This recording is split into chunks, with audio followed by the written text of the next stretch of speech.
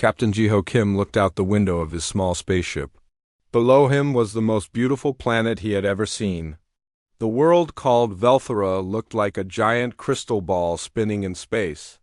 Blue and white lights danced across its surface. Like magic?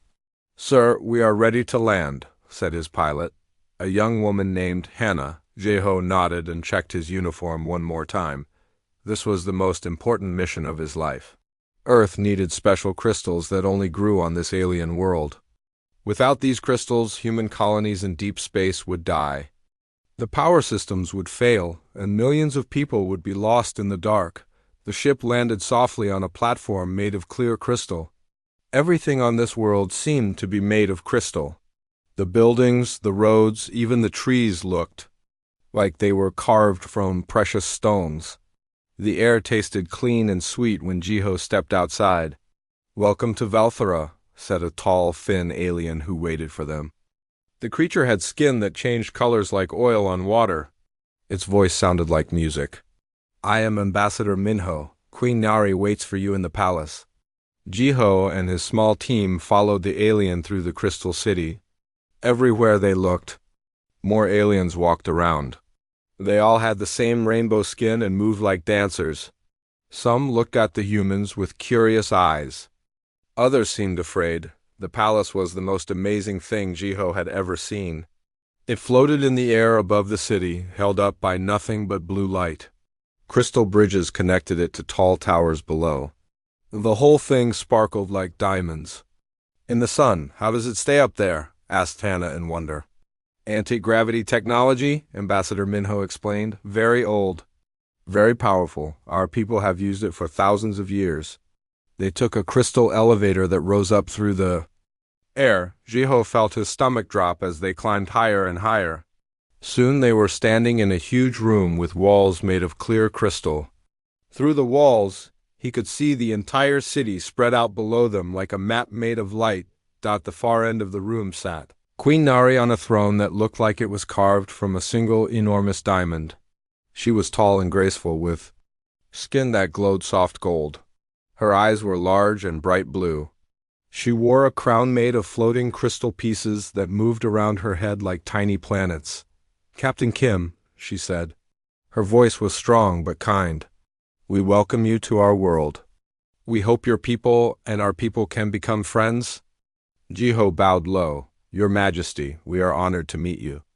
Earth needs your help, and we hope we can help you in return." As they talked, Jiho noticed something moving beside the Queen's throne. At first, he thought it was a shadow. Then the shadow stepped into the light, and Jiho gasped. The creature was like a giant cat, but different from any cat he had ever seen. It was as big as a horse, with 6 powerful legs and fur that looked like liquid silver. Its eyes were bright green and seemed to glow with their own light. The most amazing thing was that the creature seemed to fade in and out, like it was made half of shadow and half of light. "This is Kethver," Queen Nari said with pride in her voice. "He is a shadow mane. His family has protected my family for 1,000 years. He is not just my friend. He is the guardian of our royal blood." The great cat looked at Jiho with intelligent eyes. For a moment, Jiho felt like the creature was reading his mind. Then Kethver made a sound like distant thunder, and looked away. "Shadow manes are very rare," the Queen continued.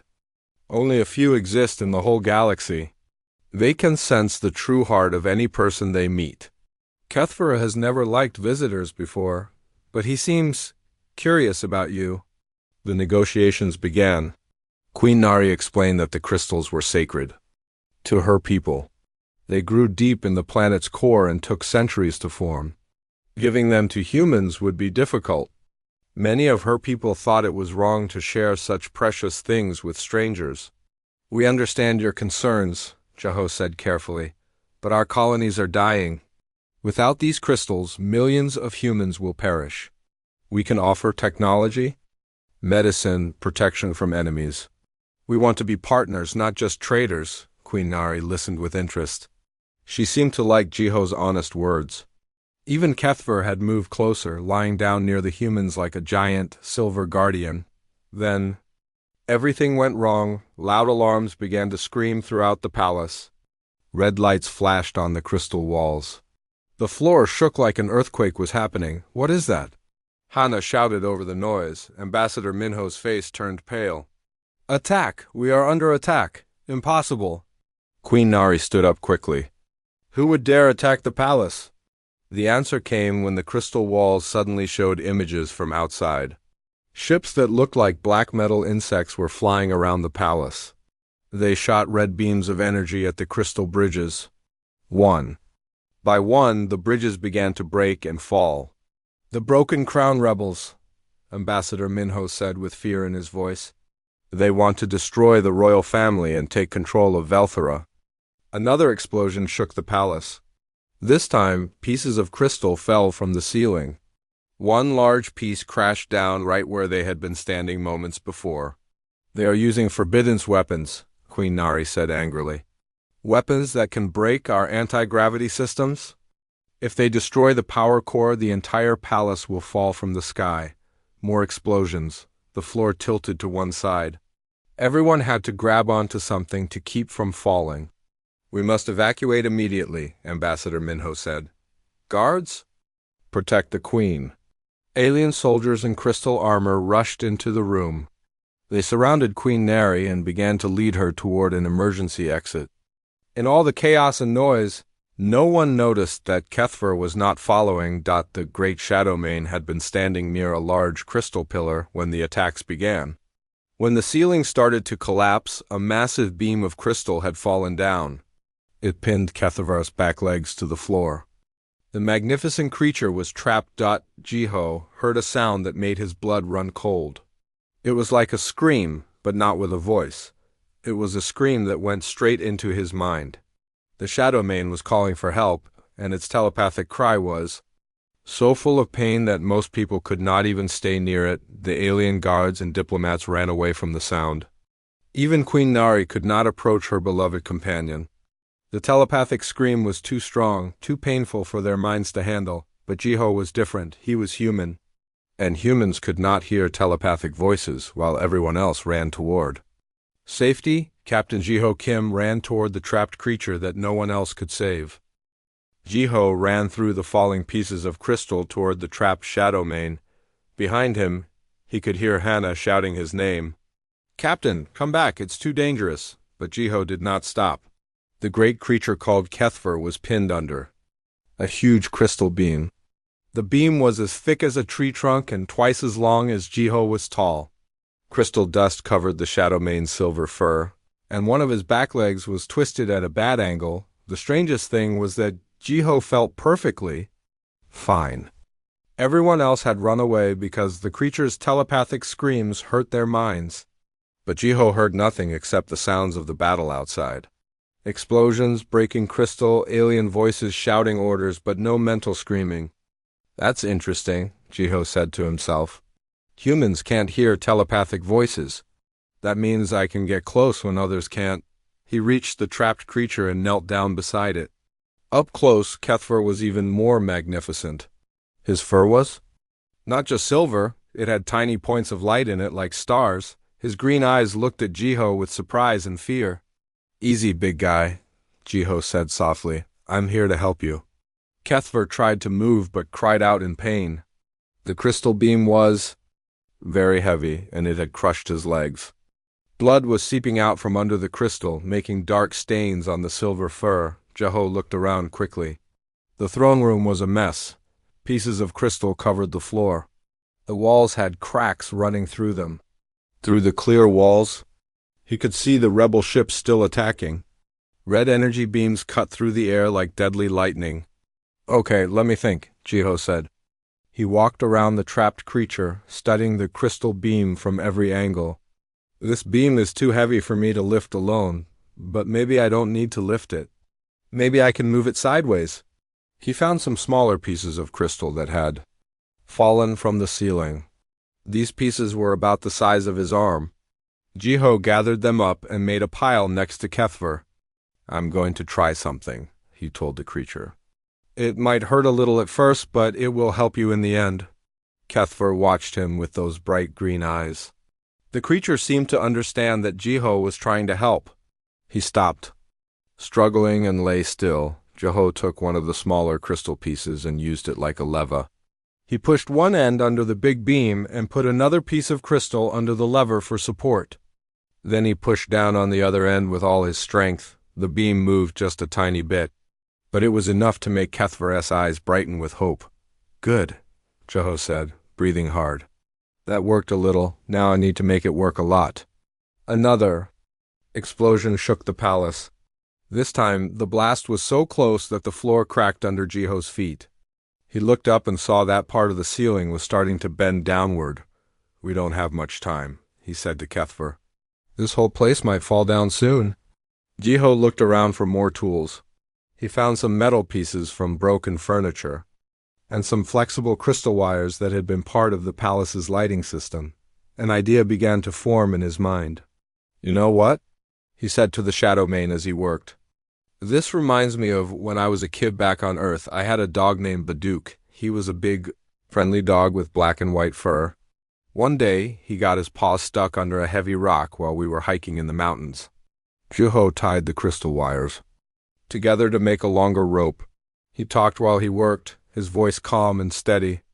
I was only 12 years old, and Baduk weighed more than I did. I couldn't move that rock by myself. But I remembered something my grandfather taught me about using levers and pulleys. So I found a long stick and some rocks to use as supports." Kethver seemed to be listening. His breathing became slower and calmer. The fear in his green eyes changed to something else, curiosity. "It took me 3 hours to get Baduk free," Jiho continued. "He was now building a pulley system using the crystal wires and some metal pieces. 3 hours of moving rocks and adjusting the lever bit by bit, but I never gave up on him. He was my best friend."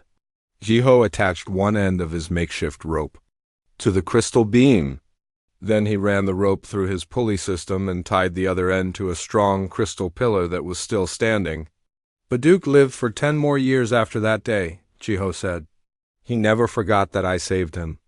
Every day when I came home from school, he would run to meet me and lick my face. He would follow me everywhere I went." The pulley system was ready. Jiho tested it carefully, pulling on the rope. The crystal beam moved a little more. "The thing about loyalty," Jiho said as he worked, "is that it goes both ways. I saved Baduk, but he saved me too. When I was sad or scared, he was always there. When bullies picked on me at school, Baduk would walk with me and make me feel brave." Kethver made a soft rumbling sound. It was not the sound of pain.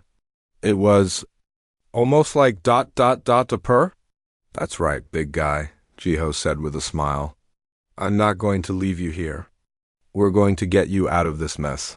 Another explosion rocked the palace. This time, some of the rebel ships came close to the windows. Jiho could see alien soldiers in black armor moving through the crystal corridors below. "They're getting closer," he said, "but don't worry, I've got an idea." Jiho had noticed something important. The crystal beam was not solid. It had a crack running through the middle where it had hit the floor. If he could make that crack bigger, the beam might break into 2 pieces. 2 smaller pieces would be much easier to move than one big piece. He found a sharp piece of metal from a broken chair. Using it like a chisel, he began to work on the crack in the crystal beam. It was slow, careful work. One wrong move could make the beam shift and hurt Kethver even more. "Almost there," Jiho said. Sweat was running down his face. His hands were cut and bleeding from handling the sharp crystal pieces. But he did not stop. The crack in the beam grew wider. Jiho could see that it was almost ready to break completely. "On the count of 3, he told Kethver, "I'm going to use the pulley to pull on the beam. When it breaks, you might feel some pain, but then you'll be free. Ready?" Kethver looked directly into Jiho's eyes and made that rumbling purr sound again. 1.2.3. Jiho pulled on the rope with all his strength. The pulley system worked perfectly. The cracked crystal beam broke in half with a loud crack. The 2 pieces rolled away from Kethver's legs. The great Shadow Mane was free. Kethver tried to stand up but fell back down. His legs were badly hurt. Jiho quickly knelt beside him and began to examine the injuries. "Don't try to walk yet," Jiho said gently. "Let me look at these cuts first." For the first time since the attack began, Jiho allowed himself to smile. They had done it. Against all odds, with improvised tools and simple human determination, he had saved the Queen's guardian, but their troubles were far from over. The rebel ships were getting closer, and the palace was still falling apart around them. The real test was just beginning. Kethver was free from the crystal beam, but he was still in great danger. Blood flowed from deep cuts on his legs. His breathing was fast and shallow. Worst of all, pieces of sharp crystal were still stuck in his wounds. Jiho knelt beside the great creature and looked closely at the injuries. His heart sank. The cuts were much worse than he had first thought. Some pieces of crystal had gone deep into the muscle. If he tried to pull them out with his hands, Kethver might bleed to death. "This is bad," Jiho said softly. "Really bad." Another explosion shook the palace. This time, the blast was so strong that more of the ceiling came crashing down. A huge piece of crystal landed just a few steps away from them. The floor beneath their feet was starting to crack and tilt. Jiho looked around the throne room. Everything was falling apart. The beautiful crystal walls had long cracks running through them. The floating throne had crashed to the floor. Even the air felt different, thinner, and harder to breathe. "The palace is going to fall soon," Jiho realized. "And I can't carry you out with all that crystal in your legs. If I try to move you now, the crystal pieces will cut deeper and hurt you more." Kethver looked at him with those bright green eyes. The creature seemed to understand that they were both in serious trouble. He made a soft whining sound, like he was trying to say something important. "I know, big guy," Jiho said, gently touching the Shadowmane's head. "I know you're scared, but I'm not giving up on you. There has to be a way." Jiho stood up and looked around for anything that might help. That's when he remembered something. His spaceship was parked just outside the palace. In the ship's emergency kit, there was a plasma cutter. It was a tool used for cutting through metal doors during rescue operations. "A plasma cutter," he said. Out loud, "That might work. It can cut through anything, and it cuts so cleanly that it seals wounds at the same time, but—" Jiho's voice trailed off as he thought about the problems. The plasma cutter was designed for cutting metal, not for surgery. It was too powerful and too rough. If he used it on Kethver, it might kill him instead of helping him. But as another piece of ceiling crashed down nearby, Jiho realized they were running out of choices. "It's dangerous," he told Kethver, "really dangerous. But it's the only chance we have." Jiho ran through the falling debris toward the window. Outside, he could see his small spaceship sitting on the crystal landing platform. The platform was cracked and tilting, but the ship looked undamaged. The problem was getting there. Between the throne room and the ship were 3 broken crystal bridges and a drop of 300 feet to the ground below. No time for the safe way, Jiho said to himself. He found a long piece of crystal wire that had fallen from the ceiling. It was the same kind he had used for his pulley system.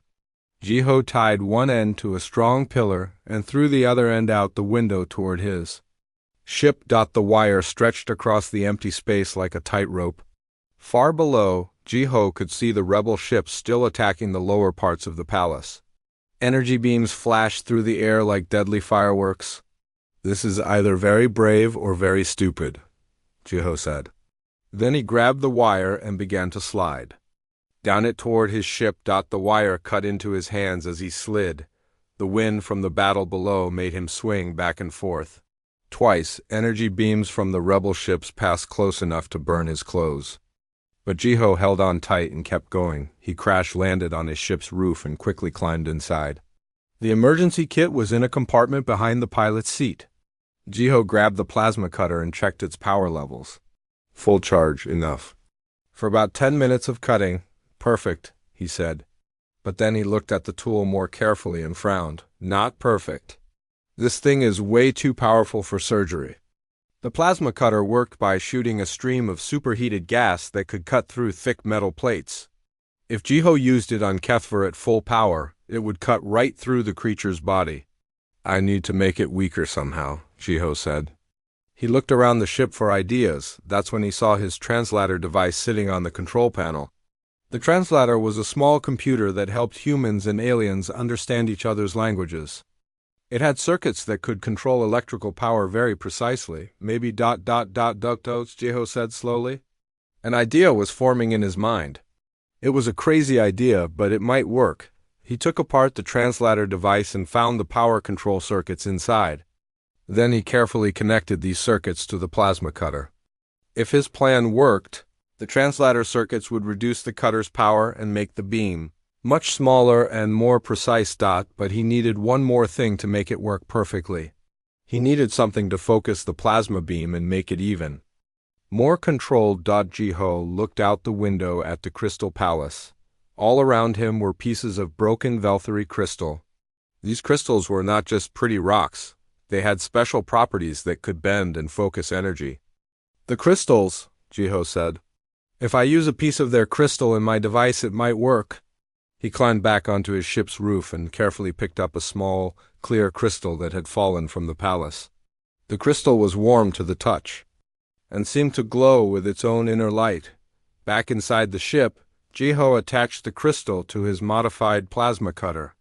The crystal fit perfectly into the device's focusing lens. When he turned on the power, the plasma beam was now thin as a pencil and much cooler than before. This might actually work, he said with excitement. Jiho slid back across the wire to the palace. His hands were bleeding from the rough crystal wire, and his clothes were torn from the energy beams that had passed too close. But he had what he needed to save Kethver. When he got back to the throne room, he found the Shadowmane lying very still. His breathing was even weaker than before. There was a lot more blood on the floor. Hold on, buddy, Jiho said. Help is here. He knelt down beside Kethver and carefully positioned his modified plasma cutter. The crystal pieces in the creature's legs would have to be cut out one by one. It would take steady hands and perfect precision. One mistake could kill the great creature. This is going to hurt, Jiho warned, but I have to do it. Kethver looked at him with complete trust in his green eyes. The creature seemed to understand that Jiho was his only hope. Jiho took a deep breath and began to work. The modified plasma cutter hummed softly as it cut. The beam was so precise that it could slice through the crystal pieces without damaging the muscle around them. As each piece was removed, the plasma automatically sealed the wound to stop the bleeding. It was the most difficult thing Jiho had ever done. He had to lie down right next to Kethver to get the right angle for cutting. The great creature could have killed him easily with one swipe of his claws. But Kethver lay perfectly still, trusting the human who was trying to save his life. One by one, Jiho removed the crystal pieces. His hands shook from exhaustion and stress. Sweat dripped into his eyes. But he never stopped working. After what felt like hours, the last piece of crystal was removed. Kethver's wounds were clean and sealed.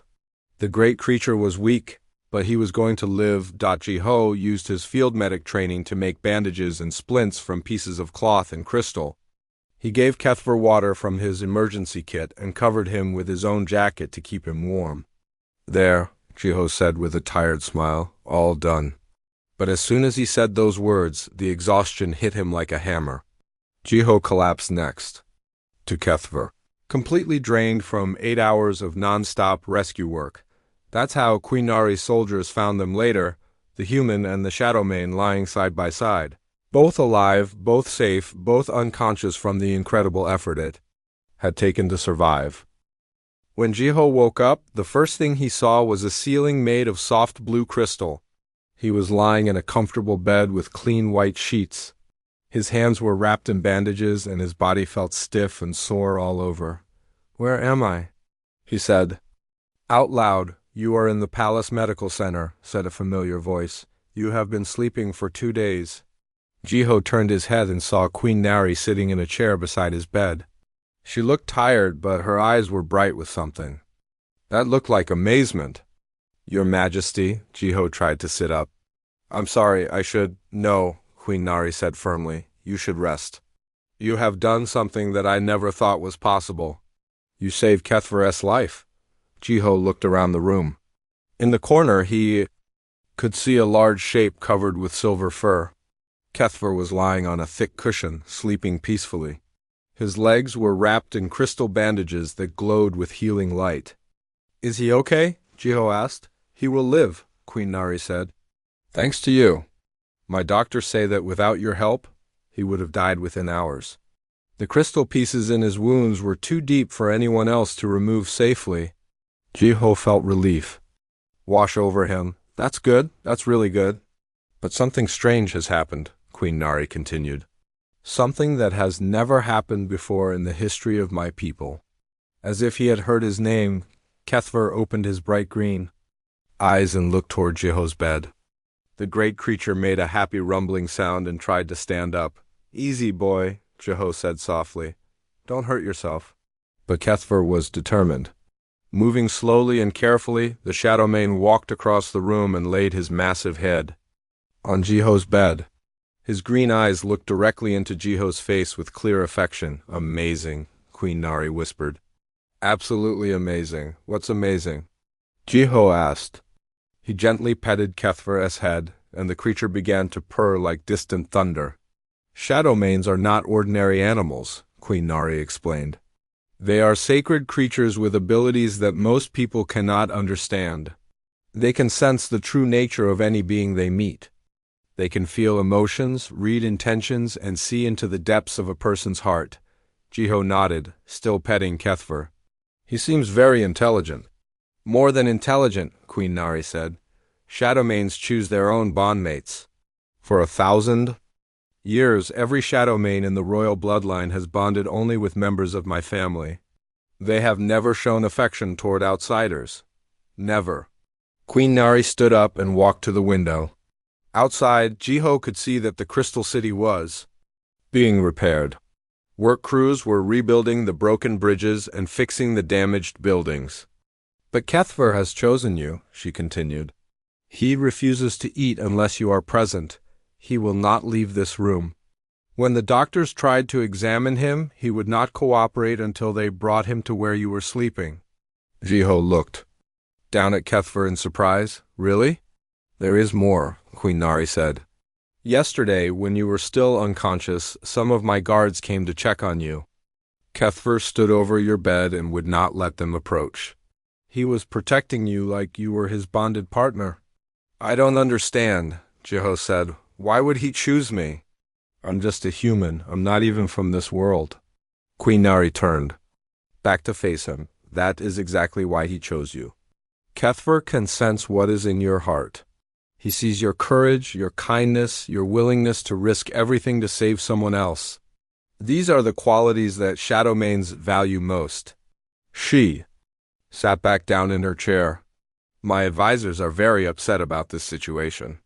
According to our ancient laws, a Shadowmane is more than just a companion. It is a symbol of royal authority. The creature that bonds with you becomes your protector and your judge. If Kethver has chosen you, it means he sees you as worthy of royal trust." "But I'm not royal," Jiho said. "I'm just a ship captain from Earth." "That is the problem," Queen Nari said with a small smile. "By our laws, if a royal Shadowmane chooses someone as a bondmate, that person automatically becomes part of the royal house. But you are human. You are from another world. You have your own people to serve." Jiho began to understand the difficulty. "This is causing problems for you, isn't it?" "Big problems," Queen Nari admitted. "Some of my advisors think I should order Kethver to come back to me and forget about you. Others think you should be forced to stay on Velthora forever as a member of the royal family." Kethver raised his head and looked at Queen Nari. He made a sound that was almost like a growl, but not threatening. It sounded more like disagreements. "See?" Queen Nari said. "Even now he defends you. He will not accept any solution that separates him from you." Jiho thought about this for a long moment. "What do you think we should do?" Queen Nari was quiet for a while. Then she said, "I've been thinking about this problem for 2 days. I believe there is a solution, but it has never been tried before." "What kind of solution?" "In our ancient history, there were special guardians called crystal protectors. They were not born royal, but they earned royal status through great deeds. They served as bridges between the royal family and the common people. Queen Nari stood up again and began to pace around the room. I want to name you as the first Crystal Guardian in 500 years. This would make you technically part of the royal house, but you would not have to live on Velthera. You could travel freely between our worlds as a special ambassador. That sounds like a big responsibility, Jiho said. It is, but I believe you can handle it. You have already shown that you understand the true meaning of honor and sacrifice, and Kethver has chosen you. In our culture, the wisdom of a shadow mane is never questioned. Hannah appeared in the doorway of the medical room. Captain? I heard. You were awake. How are you feeling? Much better, Jiho said. Hannah, meet Kethver. Apparently he's decided to adopt me. Hannah looked at the massive creature in amazement. He's beautiful, but also kind of scary. Kethver looked at Hannah with curious eyes, then looked back at Jiho. The message was clear. He accepted her because she was Jiho's friend. The ceremony will be held tomorrow, Queen Nari announced. If you accept my offer, you will become the first human crystal guardian in history. The bond between you and Kethver will be officially recognized by our government.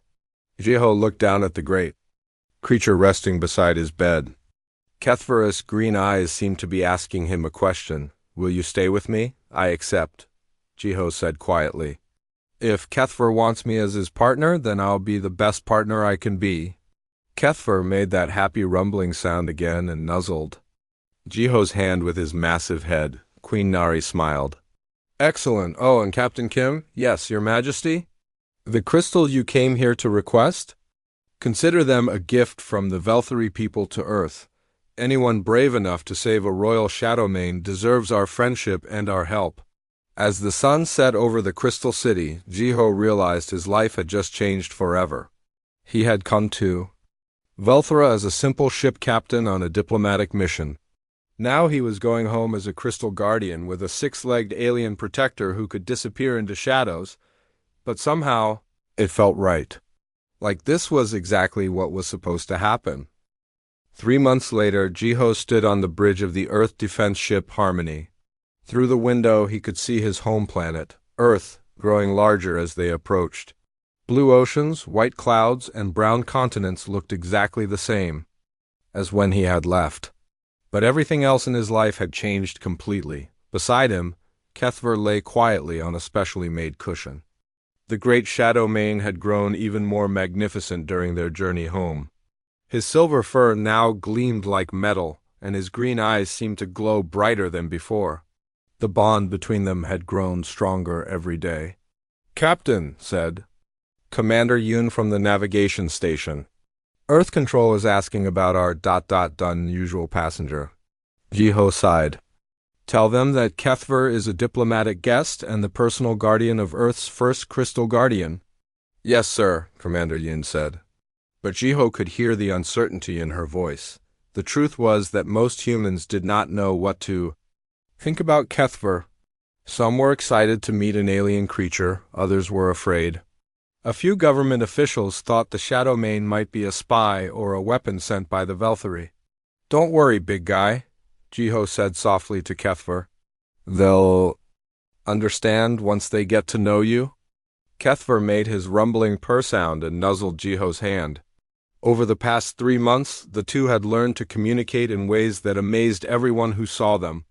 Kethver could understand human speech, and Jiho had learned to read the creature's body language and sounds. When they landed at the space station orbiting Earth, a crowd of reporters and government officials was waiting for them.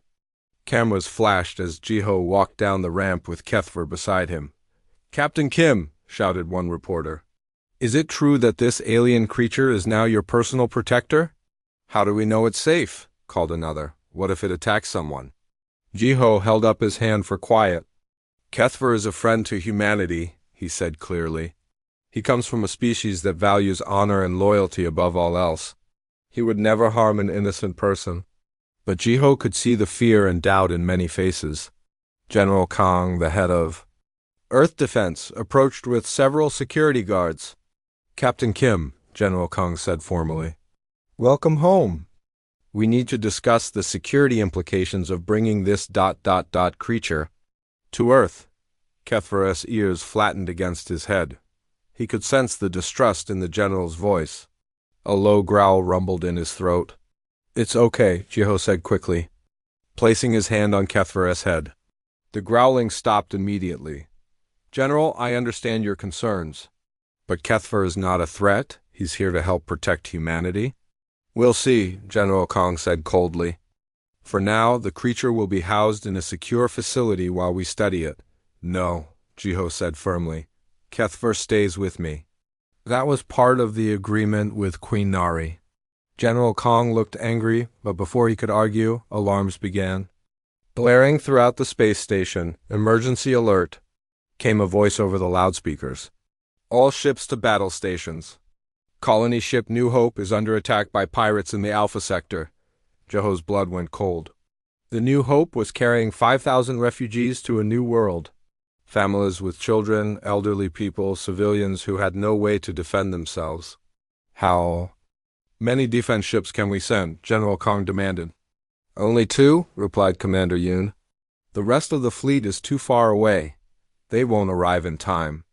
2 ships against a pirate fleet? Jiho said, "That's not enough. Those people will be slaughtered." General Kong looked grim. "We'll do what we can, but I'm going," Jiho interrupted.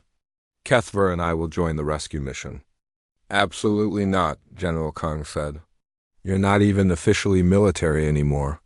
And I won't risk that alien creature. Those people need all the help they can get," Jiho said. "And Kethver is not just any alien creature. He's a royal guardian, trained for battle." Kethver stood up and moved beside Jiho, even though he was lying down before. Standing up made him tower over everyone else. His green eyes blazed with intelligence and determination. "Look at him," Jiho said. "He understands what's happening. He wants to help." General Kong stared at the magnificent creature for a long moment. Finally, he nodded. "Fine, but if anything goes wrong, it's on your head." 20 minutes later, Jiho's ship Freedom was racing through space toward the Alpha Sector. Kethver sat in a specially designed seat that allowed him to be secured during space combat. His ears were forward, alert, and ready. "There," Hannah said. From the pilot's seat, "I can see the New Hope." Through the front window, they could see the huge colony ship surrounded by 6 smaller pirate vessels. The pirates were black, ugly ships covered with weapons. Red energy beams shot back and forth between the ships like deadly lightning. "The New Hope is badly damaged," Commander Yoon reported from the other defense ship. "Their shields are failing. We have maybe 10 minutes before the pirates break through and board them." 6 pirate ships against 3 defense ships, Jiho said. Not good odds. Kethver made a sound that was almost like laughter. When Jiho looked at him, the Shadowmane's eyes seemed to say, "We've faced worse odds before." "You're right," Jiho said with a grin. "Let's show these pirates what Earth's Crystal Guardian can do." The battle began immediately. The pirate ships were fast and well-armed, but they were not expecting humans to fight with such determination. Jiho's ship dove between the enemy vessels, firing at their engines and weapons. But the real surprise came when Jiho opened his ship's cargo bay. "What are you doing?" Hana shouted over the noise of battle. "Trust me," Jiho said. He looked at Kethver. "Ready, partner?" Kethver's response was to activate his natural camouflage ability. His silver fur began to shimmer and fade until he was almost invisible. Jiho put on his spacesuit and opened the cargo bay doors. "Go," he told Kethver. The great Shadowmane leaped out of the ship into the vacuum of space. Humans watching from the other ships gasped in amazement. They had never seen anything like it. Kethver could survive in space for short periods by slowing his breathing and using his natural abilities to protect himself. His 6 legs and natural grace made him perfect for zero-gravity movement. And his camouflage made him nearly impossible to see. The Shadowmane landed on the hull of the nearest pirate ship. Using his claws, he tore through the ship's outer armor and got inside. A few minutes later, that pirate ship began spinning out of control as its navigation systems failed. "Incredible," Commander Yoon said over the radio. "How did he do that?" Shadowmanes are very good at finding the weak spots in their enemies, Jiho replied, steering his ship toward the next target. Working together, Jiho and Kethver disabled 3 pirate ships in 15 minutes. Jiho used his ship's weapons to distract the pirates while Kethver sabotaged their ships from the inside.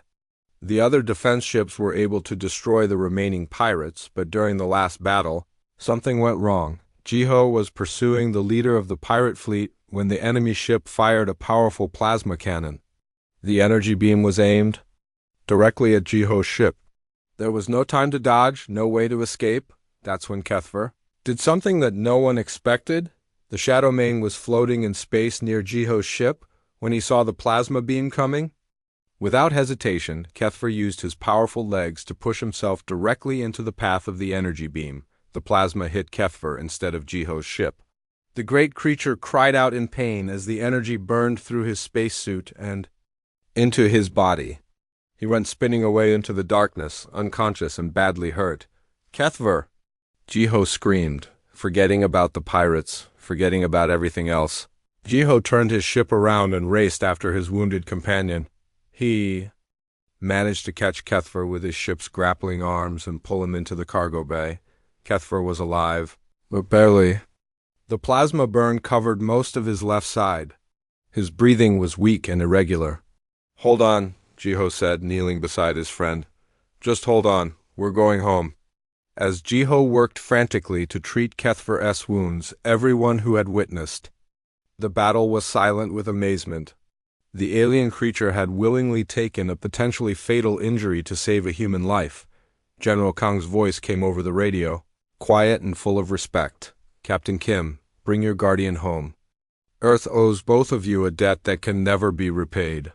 For the first time since arriving at Earth, humans truly understood what the bond between Jiho and Kethver really meant.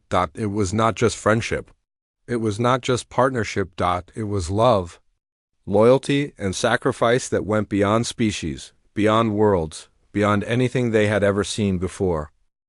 2 years had passed since the pirate attack.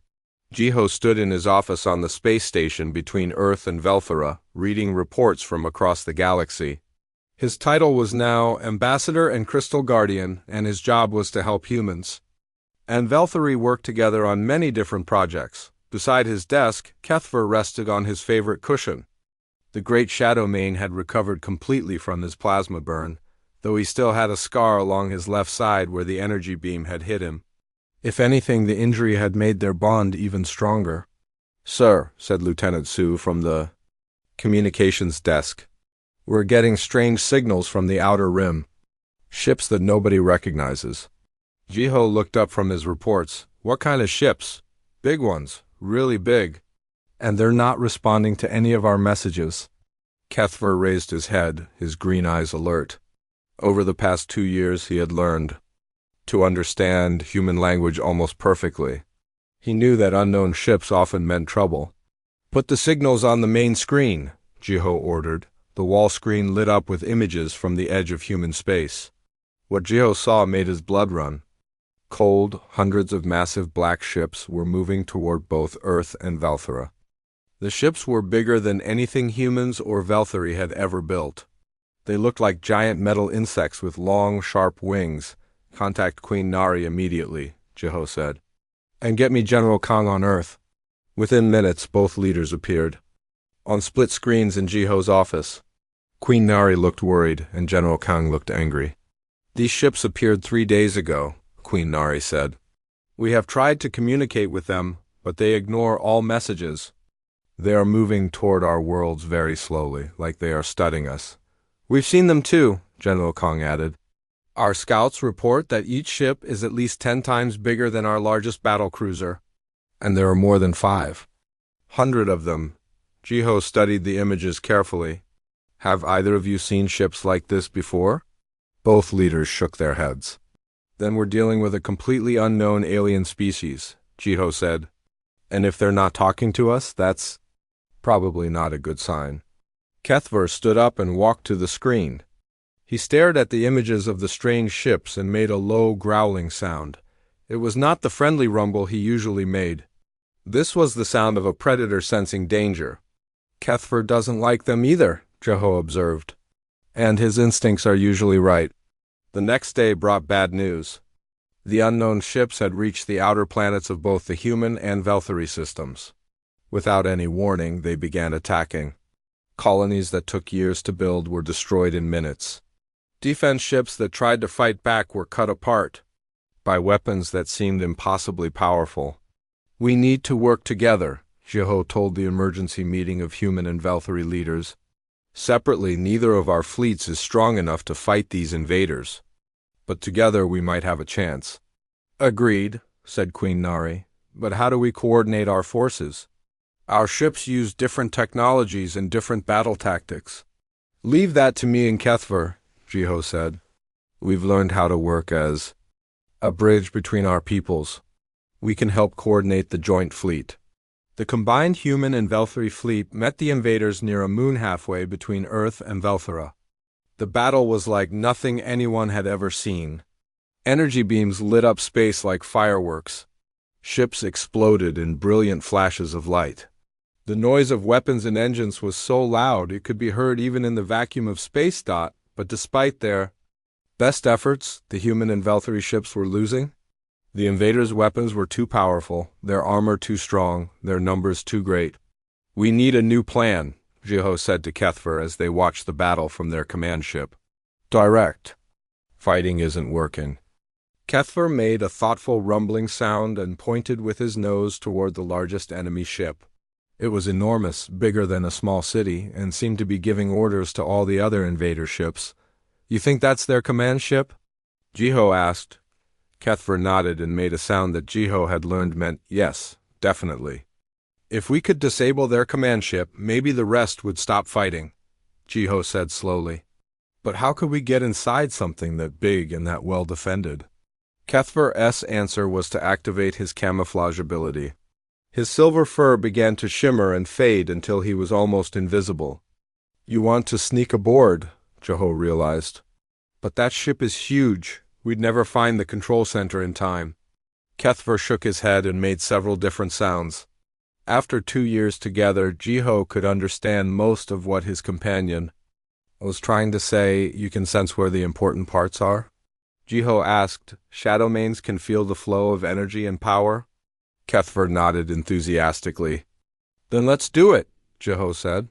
"But this time we go together. No more of you taking risks alone." They used a small, fast ship to approach the enemy command vessel. Kethver's camouflage ability hid them from the enemy sensors. When they got close enough, both Jeho and Kethver put on spacesuits and climbed out onto the hull of the massive ship. Finding an entry point was easy. The ship was so big that it had many maintenance hatches. Getting inside without being caught was harder. The corridors were full of strange aliens that looked like giant ants made of metal.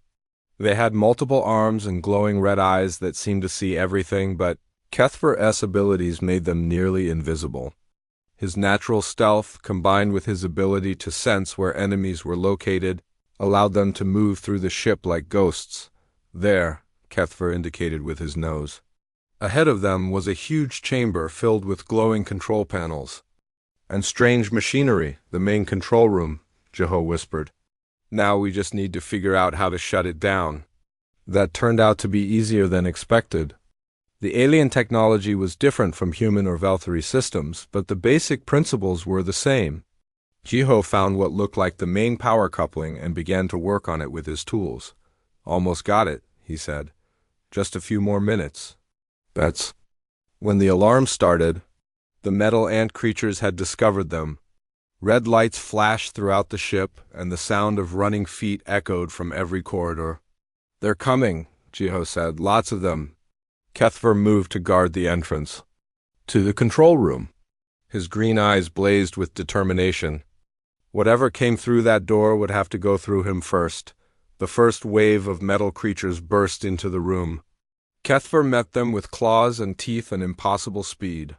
His natural abilities made him nearly impossible to hit, while his powerful muscles allowed him to tear through their metal armor, but there were so many of them. For every enemy Kethver defeated, 2 more appeared. "Got it!" Jiho shouted as the power coupling finally came apart in his hands. Immediately, the lights in the control room went out. Throughout the ship, systems began to shut down. The weapons stopped firing. The engines went silent, but the victory came with a price.